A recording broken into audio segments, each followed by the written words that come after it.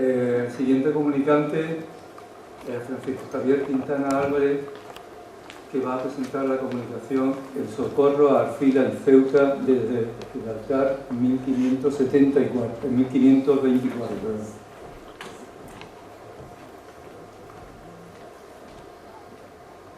Buenos días.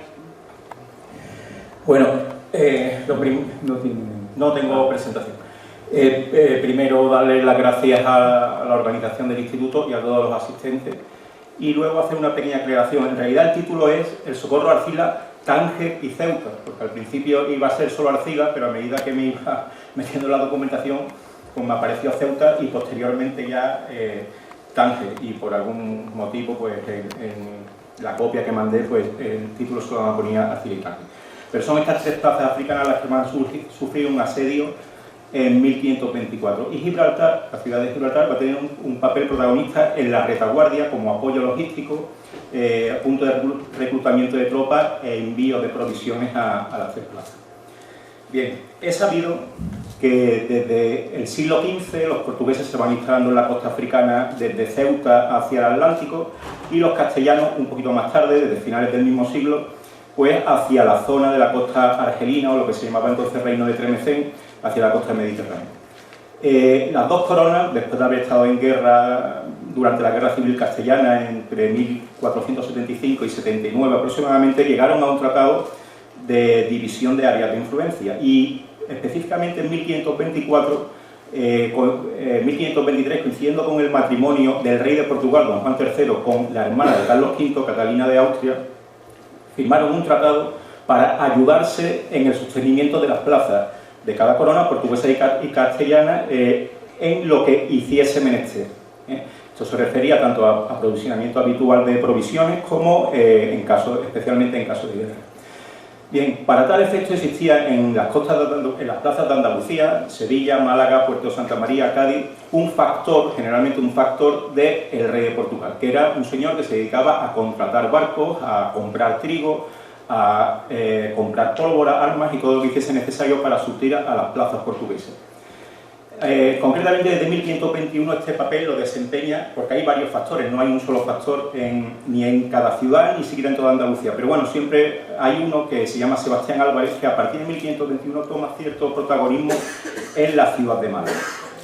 Y su actividad está bastante bien documentada, pero me voy a ceñir al año 1524. En el año 1524, porque es cuando Gibraltar toma realmente protagonismo en este papel de retaguardia de las plazas portuguesas.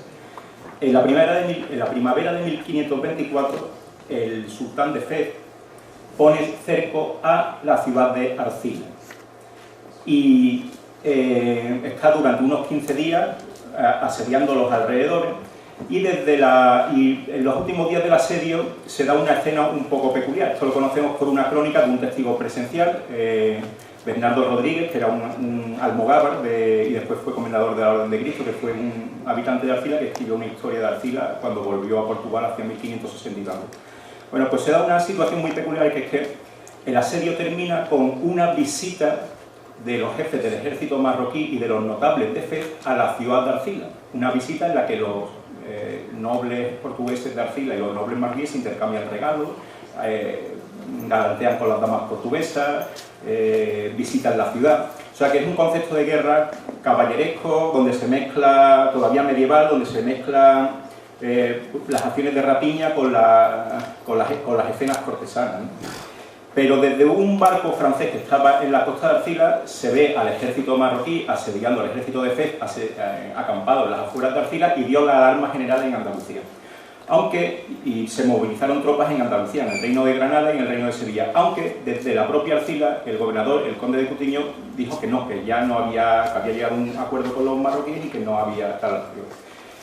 Esto, como digo, sucedía hacia la primavera. Sin embargo, en el verano, un mes aproximadamente después, en el mes de julio, murió el hermano del rey de Fez, y como expiación, por lo visto se le acusa, se le dice que llevaba una vida un tanto desordenada y que tenía demasiados gestos de crueldad, y entonces su hermano el rey de Fez decide hacer una nueva racia o un nuevo ataque sobre las plazas portuguesas, pero con sentido expiatorio, por el alma de su hermano.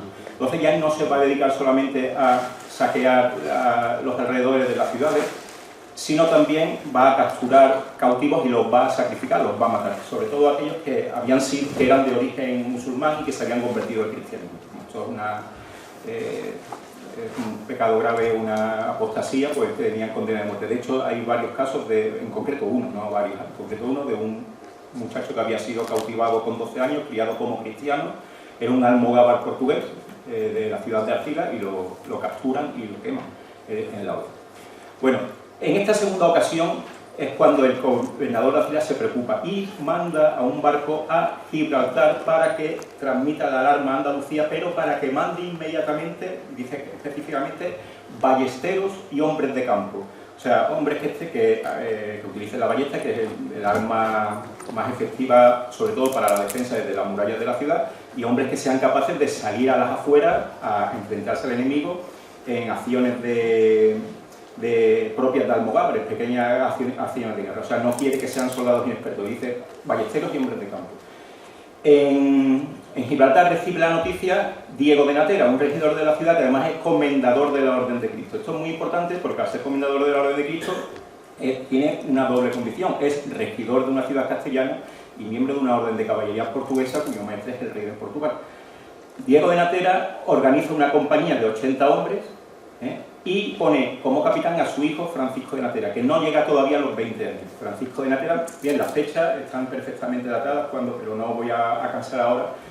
Francisco de Natera embarca en Gibraltar, dice, con tiempo de levante, y entonces llegan a Arcila prácticamente en 1 o 2 días. Embarcan el 28 y el 30 de agosto, el 28 de julio y el 30 de agosto ya están en Arcila. Cuando llega la compañía de Francisco de Natera con sus 80 ballesteros y hombres de campo, resulta que los musulmanes se han retirado ya de Arcila. Pero el gobernador de Arcila los distribuye por las murallas, les va dando a cada uno su puesto para que, en previsión de un posible ataque, y decide salir a campo enemigo a saquear, dice, las tierras más allá de Tánger. Dice, a montear y a robar los panes, porque montear significa salir de cacería, salir de montería. Bueno, pues sale, pero es que se mezclan, porque de hecho hay un diálogo en la crónica de Bernardo Rodríguez de 3 ballesteros gibraltareños que deciden ir porque dice que son capaces de matar un puerco a tiro de ballesta desde un caballo. Y el conde de Triño no se lo cree, dice, bueno, pues venid a ver si... O sea, que salen tanto a raciar las tierras enemigas, hacer un raid sobre las tierras enemigas, a llevarse los ganados, a llevarse pan, pero también a cazar jabalíes y si se presenta la ocasión. Además ponen fuego a las tierras musulmanas, aprovechando el levante, y la ocasión es aprovechada por el alcaide de Alcázar Quibir para atacar Arcila para robarle el ganado. Las tropas portuguesas tienen que volver y ahí se dan una serie de acciones de guerra que son un poco confusas porque son pequeños movimientos de grupos de caballería que van intentando tomar posiciones en atalayas sin entrar nunca en enfrentamiento directo con la tropa enemiga. Solamente cuando por confusión o porque hay excesiva ventaja es posible el ataque, se dan pequeñas escaramuzas y se cogen prisioneros. Generalmente nunca se mata a nadie, siempre se cogen prisioneros porque lo que interesa son los cautivos. Entonces, entre ellos son cautivados los 3 ballesteros de Gibraltar, que después no le llaman realmente de Gibraltar, le llaman castellanos, pero los castellanos que había en Arcila era la compañía de los 80 hombres de Francisco de Natera. Y después no se sabe más de ellos, no se sabe si después hubo rescates y a dónde se los llevaron. Bien, hasta ahí la historia de Francisco de Natera y la primera el asedio de Arcila, que esto ocurre entre finales de julio y primeros de agosto. Al mismo tiempo llegan noticias a Gibraltar de que aproximadamente el 16 de agosto los marroquíes o las tropas del sultán de Fez están poniendo sitios a Ceuta y que han matado al gobernador. Se recluta una segunda compañía a cargo del alcaide del castillo, Sancho de Figueredo, porque la tiene que pagar el rey de Portugal, pero claro, no hay dinero. Entonces el alcalde mayor de Justicia y el alcalde mayor de Gibraltar dice que él se compromete a que si el rey de Portugal no lo paga el rey de Castilla y que se saca de las rentas reales que hay en Gibraltar. Y Sancho de Figueredo pone dinero de su bolsillo para hacer la recluta. Se conserva el documento con los 36 hombres que se reclutaron, casi todos de Gibraltar, pero también hay personas de Alcalá de los Gazules, de otros pueblos de Andalucía, hay algún portugués. ¿Y qué armamento llevan? lanza y rodela, o sea, escudo redondito y lanza. Ese es el armamento 1524 que llevan África. Algunos, muy pocos, son ballesteros, otros menos arcabuceros. Y hay uno que lleva un montante, que es una espada, ustedes lo habrán visto en algunos grabados, una espada muy grande, con la mano muy grande, que prácticamente llega a la cara del hombre, que es una espada de origen alemán que se usaba de algún soldado gibraltareño que habría estado en las campañas europeas y tenía un montante, una espada que se usa, hay que usarla con las dos manos porque pesa una barbaridad. Bueno, pues esa segunda compañía llega a Ceuta en 5 minutos.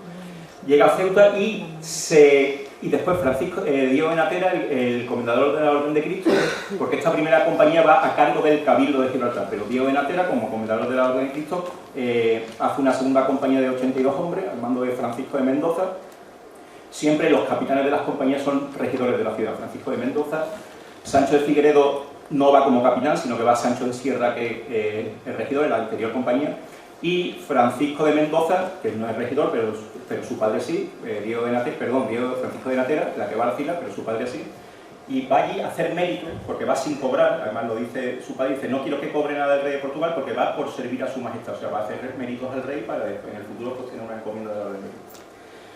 Bien, para abreviar, se crea una cuarta compañía y para eso Diego de Natera manda hombres que tienen nombres de regidores famosos de Gibraltar, un Francisco de Mendoza, un Juan de Zuazo,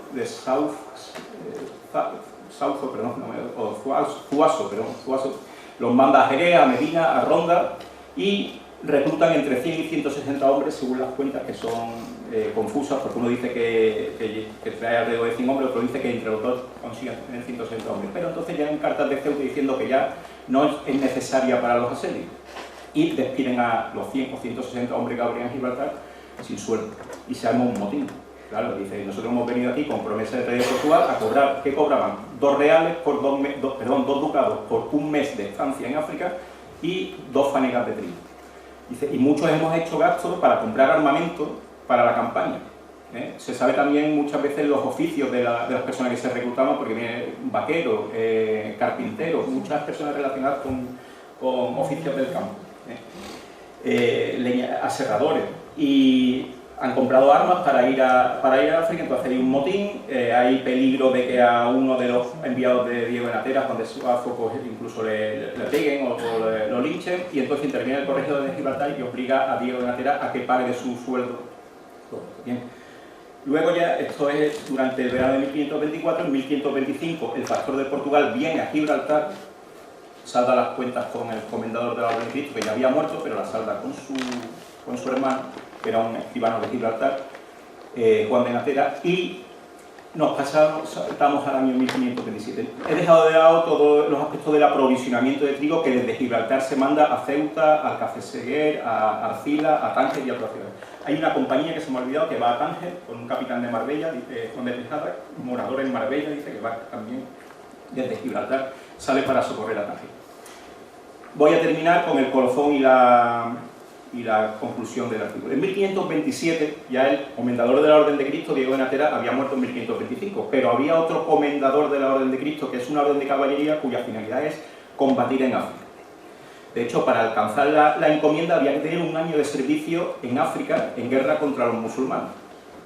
Era una de las condiciones para alcanzar una de las encomiendas de la Orden de Cristo. Bueno, pues hay otro comendador de la Orden de Cristo en el Cabildo de Gibraltar, se llama Juan de Lleida. Pero en noviembre de 1527 el Cabildo de Gibraltar escribe una carta al rey de Portugal, a Juan III, diciéndole que ha llegado un juez por orden del rey de Castilla, Carlos I, o Carlos V, el emperador Carlos V, el rey de Castilla, Carlos I, y ha destituido del regimiento a Juan de Lleida y le ha embargado todas sus propiedades, porque no puede ser comendador de la Orden de Cristo y regidor de una ciudad de Castilla. O sea, hay un conflicto de filialidad a dos coronas, claramente. Carlos V está diciendo, tú eres regidor, hoy diríamos concejal, pero no es exactamente eso, pero bueno, diriges una ciudad, participas en la dirección y el gobierno de una ciudad castellana estratégica y vital para mis intereses en Norte de África, pero estás al servicio del rey de Portugal, porque eres vasallo, porque el caballero militar, el caballero de la orden militar, es además vasallo de su maestre, que es el rey de Portugal. Entonces, el Cabildo de Portugal escribe una carta a Juan III pidiéndole que interceda ante el emperador, porque todos en Gibraltar están muy preocupados, porque no solamente es el caso particular de Juan de Illescas, sino que todos están interesados y comprometidos en los intereses del rey de Portugal en el norte de África, a través de Gibraltar. No he encontrado la contestación a la carta ni la interpretación del rey. Bien, con esto quiero decir que Gibraltar es una plaza en 1524 estratégica para Portugal. Portugal tenía agentes en Gibraltar, los comendadores de la Orden de Cristo, que se coordinaban perfectamente con los factores de Málaga. De hecho, hay varias veces en que el factor de Málaga tiene que venir a Gibraltar. Y ¿qué sacaban los regidores y la oligarquía gibraltareña del servicio del rey de Portugal, siendo ellos una ciudad castellana? Pues sacaban promoción económica en la guerra, ellos van a la guerra con un sueldo, pero sacan promoción social y militar en la guerra, sacan promoción honorífica en el servicio a un rey, porque en esta época no podemos pensar en un conflicto entre estados, no existen los estados, existen las relaciones personales del individuo con el rey. Aquí son súbditos de un rey, pero en el caso de los regidores de Gibraltar resulta que se han metido en hilo y que se han hecho súbditos de dos reyes, o vasallos de dos reyes, de Castilla y de Portugal. Y en 1524 es el ejemplo de cómo funcionan esas relaciones, y en 1527 el ejemplo de cómo estalla el conflicto entre dos coronas que son aliadas, ya que en 1526 Carlos V se había casado precisamente con la hermana del rey de Portugal.